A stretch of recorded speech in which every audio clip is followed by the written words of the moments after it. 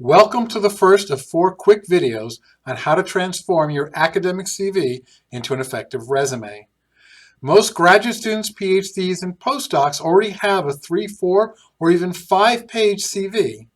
But if you're looking to transition into work in the business, government, or nonprofit sector, you'll be expected to submit a resume that might be 1 or at most 2 pages long.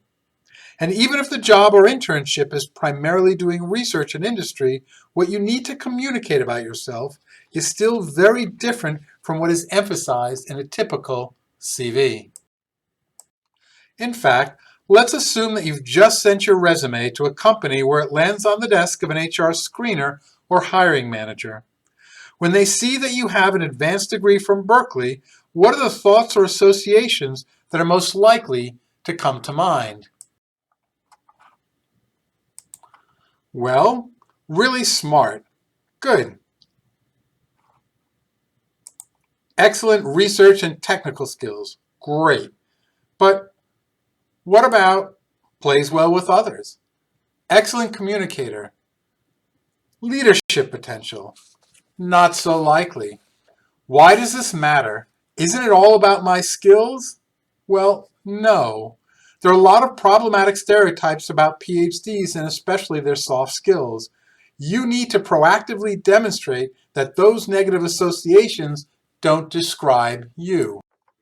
When companies are surveyed about the top qualities they look for in applicants, the top 3 are strategic, the ability to take a strategic approach and not focus solely on the immediate task at hand; communications, the ability to talk and work effectively not just with immediate lab mates and team members, but colleagues from all different backgrounds and disciplinary trainings, whether they're project managers, marketing folks, intellectual property attorneys, or others.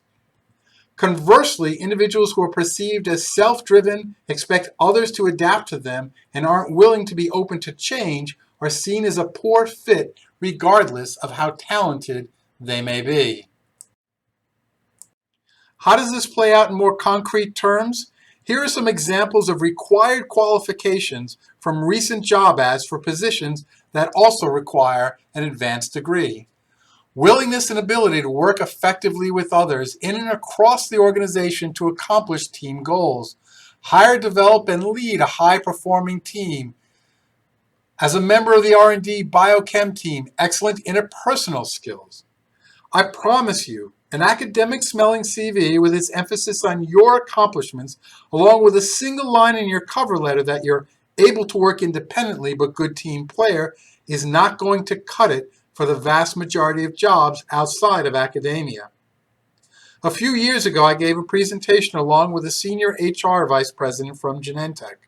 And the most notable thing he had to say all evening was that when we hire at the PhD level, and it doesn't work out, our data shows that over 85% of the time it has nothing to do with skills, it's all about fit. How do you signal fit? It starts with your resume, which is more often than not the first part of your application packet that they look at. In the next segment, I'll talk about the difference between a CV and resume and how you can most effectively describe your sources of value, including your soft skills.